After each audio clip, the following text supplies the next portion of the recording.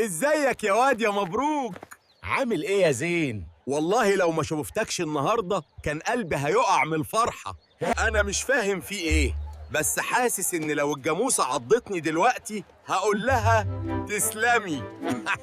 ازيك يا أم لولعة؟ والله لو الطبخة طالعة محروقة النهارده هاكل وأقول تسلم الأيادي.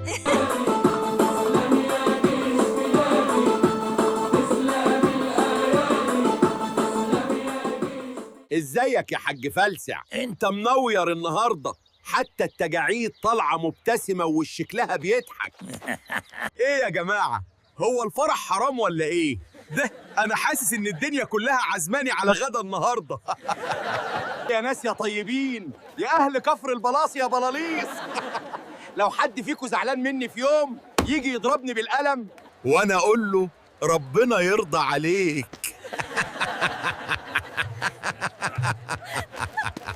يا معلم شقلباز، مش عارف ميزانك ماله، شكله زعلان مني، كل ما اخد حاجه منك الاقيها ناقصه، شكله زعلان مني، اصالحه ازاي؟ هو انا كده مجنون زي الناس ما بتقول؟ يا سلام، لو الجنون كله يطلع طعمه زي العسل كده، الجنون فنون. يا مية يا مية، لو كنت بتتكلمي كنت قلتلك قد ايه الدنيا النهارده حلوه في عيني. واضح انهم فاكريني ضربتني شمس، بس يا خساره لو عرفوا اللي في قلبي كانوا فرحوا أكتر مني. الواد ده مش طبيعي، من الصبح وهو عامل زي اللي وارث كنز ومش راضي يقول ما بقاش عمدة كفر البلاص إن معرفتش الحقيقة. ده مش ضحك عادي يا عمدة، ده ضحك اللي يكون شايف حاجة وإحنا لأ. والله عندك حق. أنا بقول لك إيه، الواد ده يا إما شارب حاجة يا إما لاقي كنز تحت السرير. أنا متهيألي كده برضه. أنا عارف النوع ده فرحان فرحة الأطرش في زفة العريس العجوز. والله زي ما بقولك، والله يا جماعة مفيش حاجة غير إن قلبي خفيف زي الريشة النهاردة، تورنجة تورقة. على حسب الريح ما يودي الريح. أنا ماشي ولا بيد. قول لي بقى يا فرحان، إيه سر الفرح اللي عامل فيك زي الريشة في مهبل الريح؟ تكونش يا واد لقيت كنز؟ أقسم بالله مفيش سبب، هو كده قلبي صحي مبسوط لوحده. فعلا بلد كلها بلاليص. ايه يا بلد كلها نكد وهم. اضحكوا تضحك ليكم الدنيا زي كده.